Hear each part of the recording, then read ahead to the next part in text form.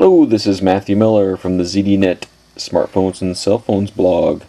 Today I've got a new toy that I just purchased and talk a little bit about that. A lot to walk through on this device.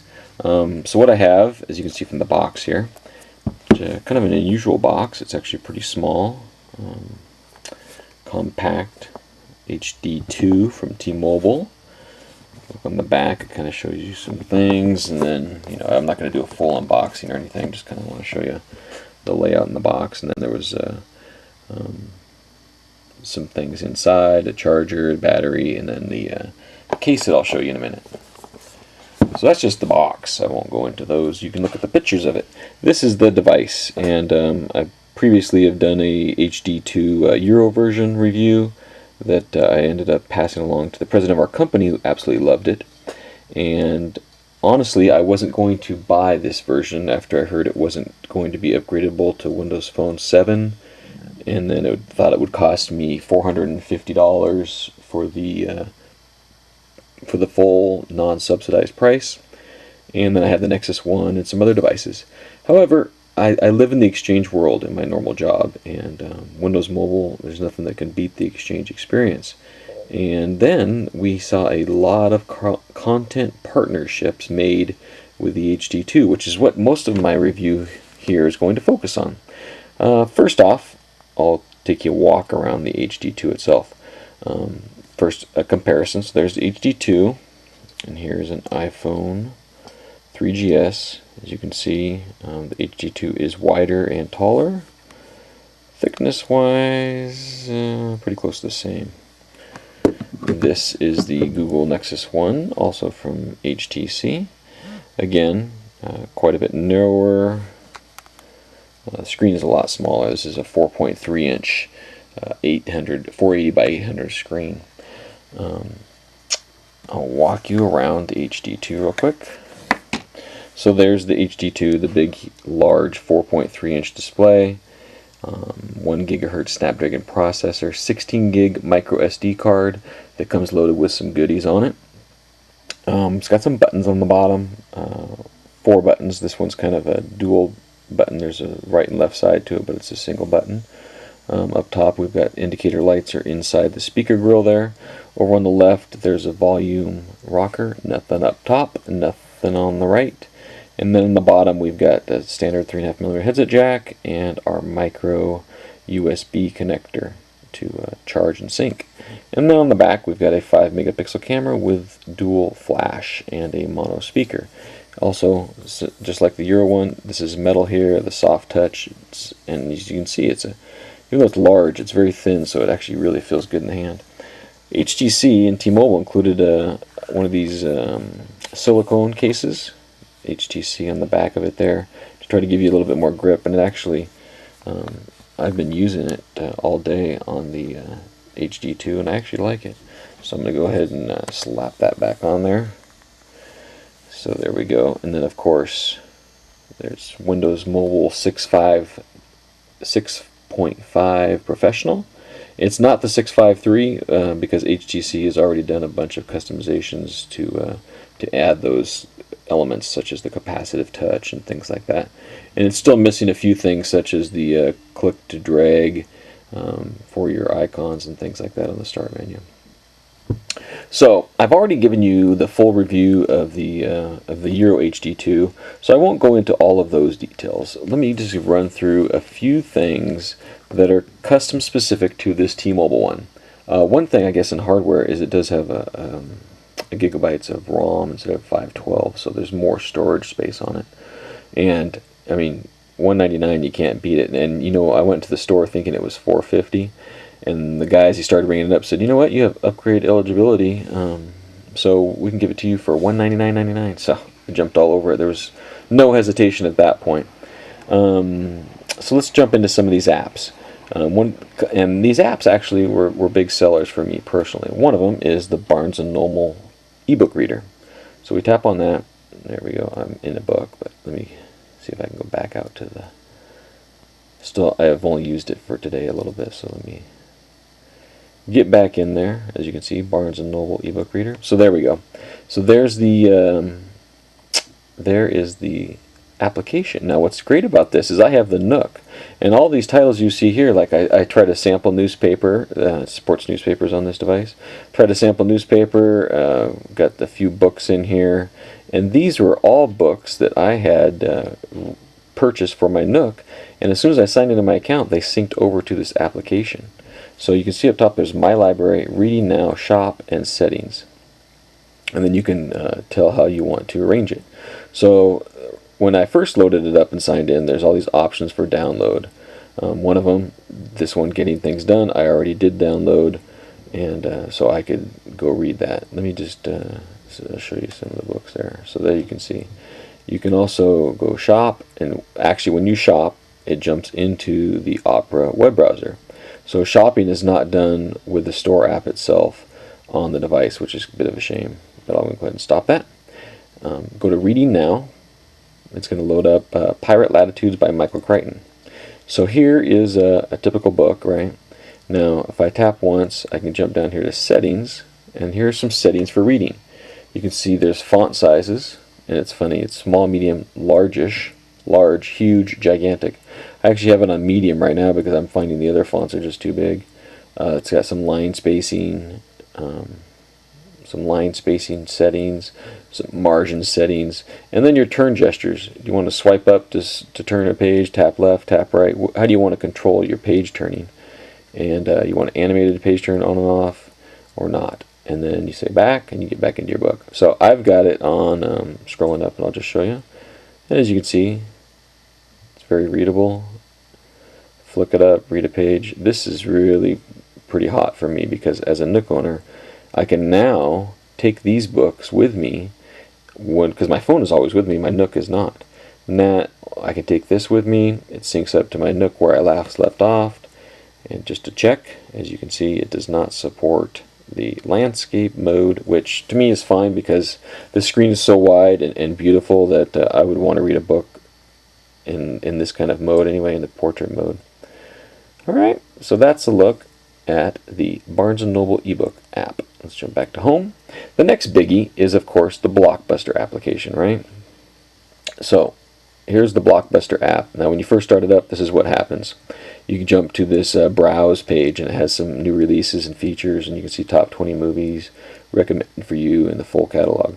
So as you can see, there's some brand new titles on here that just came out on DVD that you can get on demand here. So there is no subscription for this. You don't have to be a BlockBuster member. I used to be, but I'm no longer. I'm now strictly Netflix. And you can just use that same account actually, and you can just select a book and either rent it. As I can show you. Let's see, Couples Retreat. Say get. You can either rent or you can buy, find a store, or add to the queue. Right. So I actually have not seen The Blind Side, so I rented it on this device, and I'll show you that in a second. You also get a couple movies, Ferris Bueller's Day Off and Forrest Gump. You get those for free rental, which is $2.99 each. However, the whole process, and you'll see it in my initial impressions, is you have to go through a whole PC, not even a Mac, to get those on there. But they're free, so you can't complain too much. So we can also tap search and search for titles and things like that. Now again, like the Barnes & Noble app, if I tap store, it jumps into the web browser and the store. So it's best to use browse or search to try to find books, or movies, rather than going into the web browser, which is the other option. So if I tap on library, there's two options on the library. There's on my phone, tells me capacity. I've got left 14.83 gigs on the micro SD card, and then it has movie. Now I've downloaded this. It says the runtime is 2 hours. I've got a 24-hour viewing period. I can either play it or delete it. All right. Now I'm not going to play it now because I don't want to start the movie and then not be able to finish it in 24 hours. Now if I tap ready to download, these are the movies. There's Ferris Bueller's and there's Forrest Gump. I still have to download both of those. I haven't done that yet. What I did was I did the whole PC side and purchased them for free, and so then when I log in here, it shows right up on my device. So it's a nice way to get movies. You know, when you're sitting at the airport or someplace else and you want to get a movie for a flight, this is a good way to do it. Keep in mind, to download the movie, you need to be connected via Wi-Fi. It won't let you download them over the 3G network. Okay? Let's flip it up. Okay, let's go to another app, a big one actually, that actually launched today and had a pretty big impact in me getting this device, is Slacker. Slacker Radio, Slacker Personal Radio, is free, or you can pay for the year service, where you can actually then have unlimited skips and a few more bonuses. It's only like $40 a year, so I have the full deal. So as you can see, it has favorites, recently played, custom stations. I mean, you can browse lots of music. So I'll just jump into one of my favorites, classic rock here, and boom, it'll start up a song. Oh, I have it on silent. I won't hear that song. Sorry. Let me turn the volume up a little bit. That helps. So as you can see the album art. You can see what song's coming up next. It says The Who. Santana's on now. So you can favorite. You can favorite a song. You can skip a song. You can cross it out and not have that again. You can jump back to your stations, and there's lots of stations and lots of music on Slacker. And if you don't need all those skips, the free version is just fine, and it's just really nice to see it on a Windows mobile device finally. I'm very pleased with that. Okay, let's bounce now. I'll just kind of browse through. You can see there's Google Maps. Visual voicemail is support on this device. I am through the Oz client, the Telenav, YouTube,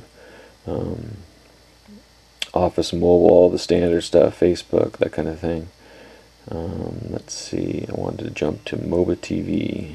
As you can see, I've also loaded my device up already with third-party apps. So MobiTV has been on other devices before. First time it's been on T-Mobile. It's a subscription service, $10 a month, but you do get I believe it's a 30-day trial, so I'll go ahead and just 30 days left. Yes, that's nice. As you can see, there's a bunch of different stations going on there. I'll tap on CBS Sports and see what we've got. College basketball. Washington, West Virginia preview, 3 minutes. Let's check that out.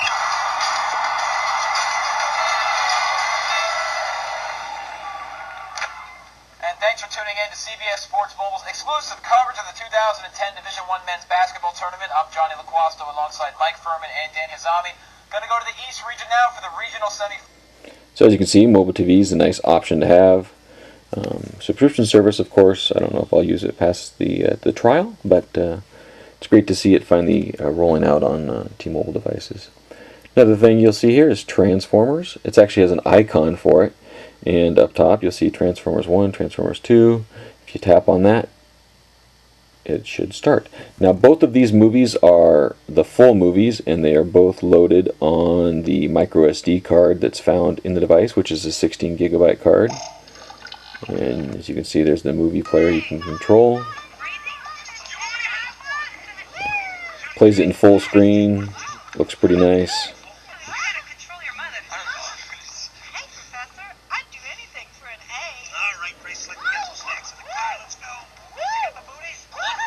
You can pause, you can jump around. So it's kind of nice to have those two movies, two of my movies that I enjoy personally, and we'll be watching those on my device soon. Another thing you'll see is games. Now some of these games I have loaded, some are trials. One that is a full version is Guitar Hero 5 Mobile. We tap on that. I haven't tried this one yet, so let's just see. Let me just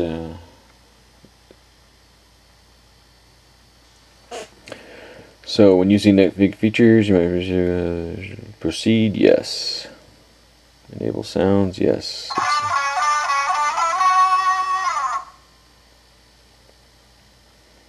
I'll just play this for a second here. Career. This is actually the full version. I'll just leave it at that. I won't go through the full name right now. Easy, of course. I'm not very good at this. I'll just do default stongs and everything else.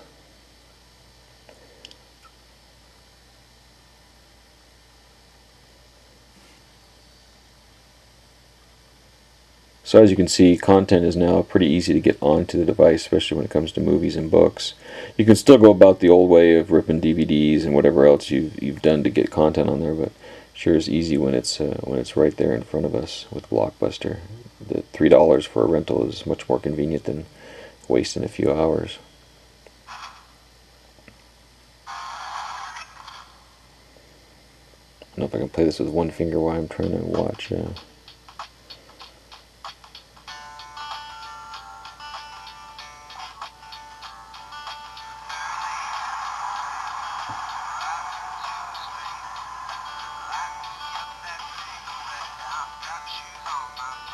I think I'm better on this than I am on the Wii. It's 'cause I'm a phone guy.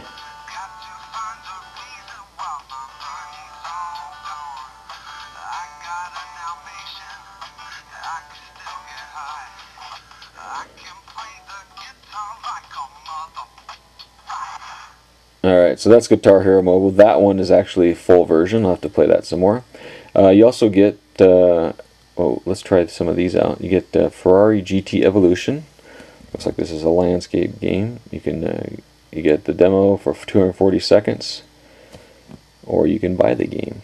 And I'll write up in my review what all the prices are for all of these different games and services and things like that, so people have an idea before they get too far into using something that they end up purchasing it.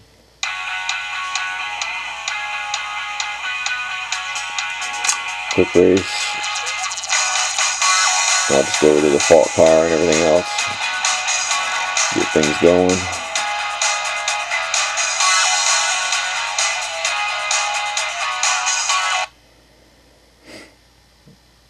Looks like there's a lot of options there. And I believe that the accelerometer on the device is used for steering, which we'll see in a minute here. It's funny, it's in the loading time, it's counting down the seconds of my trial up there, if you can see that. But even as it's loading, it takes that away from me. It's not just the gameplay. It's too bad. Tap the center of the screen to open the electronic adjustment style. Select the desired setting in the center to return to the game. Alright.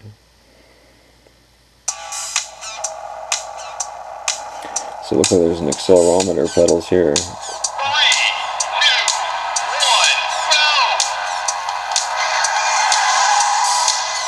Whoops. I guess these are both brakes. So acceleration is handled by itself, and then those are brakes. That'll slow me down.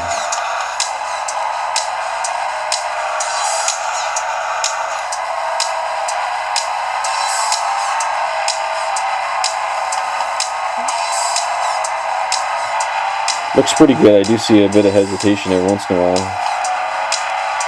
And there might be a lot of apps running in the back actually that I haven't ended up closing. I don't know.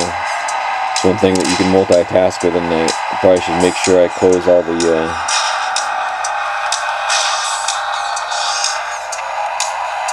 different apps I have before I play a game like this.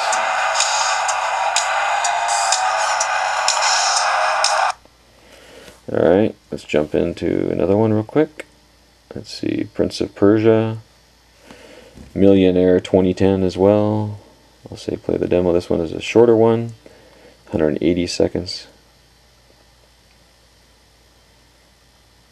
It's kind of nice. This is the first time we've seen some of these kind of higher end games on a Windows mobile device.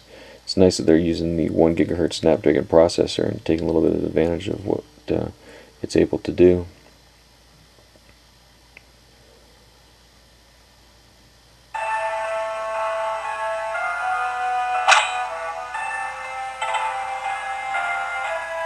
I was going to pause it while it loaded, but it's loading pretty fast. So I think this is a movie that's coming out here pretty soon as well.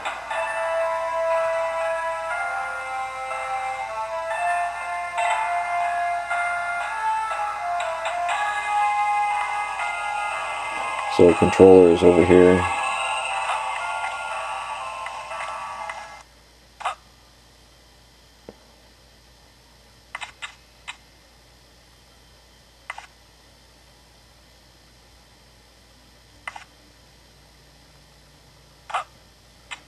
Takes some practice. The graphics are pretty good though. Well, that's a quick look at it. Alright. I won't show you the Millionaire game. Forget about that. Just a couple other things I wanted to show though. One utility that I think is really cool is this flashlight. Let me go ahead and turn off this overhead light here. So this is the flashlight app. You start it up, it kind of rolls through 3 different things, and it goes back to the medium level, right? And you just tap it to go to the really bright, or you can tap it, go middle, or the low. But if you go to this really bright, I mean that is, you can't look into it because it's both LEDs, and it is just really, really bright, providing a lot of light. And then you just tap that to turn it off, which is pretty cool. So I like that flashlight app. One other thing I want to show you is, let's see, let's go to some kind of a text input here. Let's see, this is Office Mobile. I didn't notice if there was notes actually and things like that. So as you can see, this by default is the HTC QWERTY keyboard. You can turn off predictive or not predictive. You can also tap down here on the text input, and you can see the pretty standard options, but there's a new one called Swipe. Now I've actually been beta testing this on my Nexus 1, and what Swipe is the input method where you actually tap on a letter and then you slide your finger around to spell something out, right? So let's just try it out here if I can do it with behind the camera. So see this, and it figured it out, and it is, and you don't even have to put a space. As you do the next word, it'll automatically put a space, and as you can see up there, actually capitalize the first letter of the sentence. So this is I'm going to go test of swipe, and we got it all right. So you can just slide your finger. Now see, that's what I wanted to try to show. So it'll kind of do predictive as best it can, and you can also turn on this part of it where it'll give you options if you're not quite hitting the letters, and then boom, it defaults to the one that was green, which was finger, which is what I wanted, and then it gives you some other options. And what I'm finding is this is actually really nice, and for a big device like this, a good thing about having a keyboard like this is you can pretty much use it with a one-handed deal, right? So you can just slide your finger. Oops, I tapped. You can also tap too, just so you know, to enter text on your device. And I got it all right. That's pretty good. So that's Swipe, which I really like. One other question people have been asking me about is, because it's the HD2 European one had a really cool HTC Wi-Fi router functionality. Does this device have it? And unfortunately, T-Mobile does not have any kind of plan set up for doing tethering or anything else. However, there are third-party options. It does have it for tethering with a USB and with Bluetooth, but a lot of people want to use Wi-Fi to more easily connect. So I actually purchased a Windows Mobile Wi-Fi router, and that's an option. I think it's like $30, and then you can share it. And you know, I only share it very sparingly because it's not something I do all the time. It's just an emergency case when I really need to get online to check something. So that's a look at the HD2 and from T-Mobile. Everything else that is on there is pretty much a fairly standard from the HD2 that we saw from Europe. And this is quite a buy. If you're on T-Mobile and you can get it for $199.99, it's pretty much a no-brainer to get this bad boy. Thanks for watching.